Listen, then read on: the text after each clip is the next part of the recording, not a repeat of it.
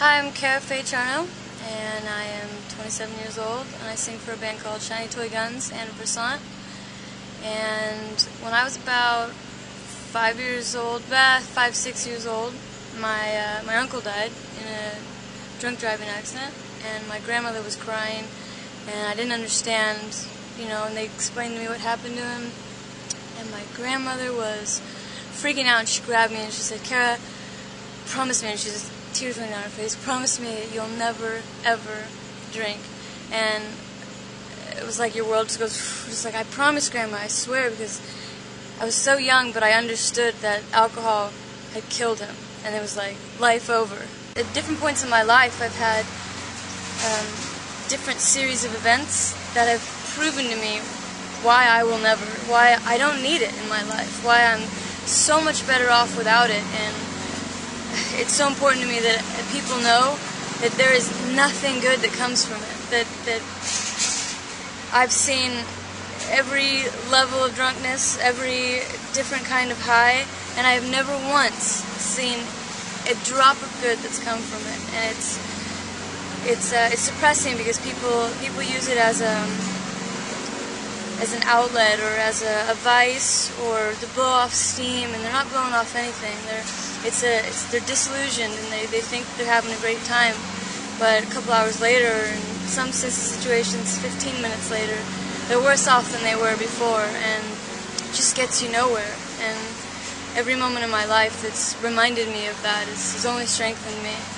and it's just really important to me that people understand that, and that I be a positive influence to people, and especially kids at the shows who don't understand. They think that, I've heard singers who are nervous, they just want to take a shot before, and you just don't need that. You train yourself to not need it, and I have friends who are trained to need it.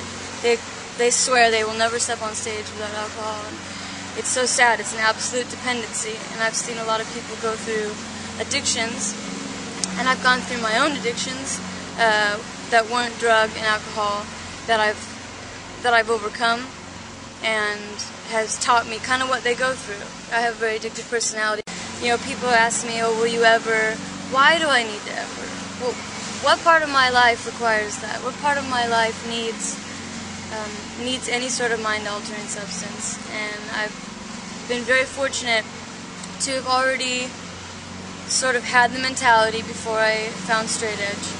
Straight edge was like, "Oh, dude, these guys think how I think," and it was just such a positive influence on my life to see hardcore kids, a bunch of tattooed, roughed up people, just having a great time. And even at shows, they look like they're, killing each other, but they're having the most amazing time, and that's what they live for. They live for music, and music, my passion for music, which I've had my whole life, but in the hardcore scene, the energy in the hardcore scene has followed me in my life, and it's been like a need for music even later in life, and genres outside of hardcore that have really been like a need for me to have that sort of energy, or else it's like doesn't feel all the way there.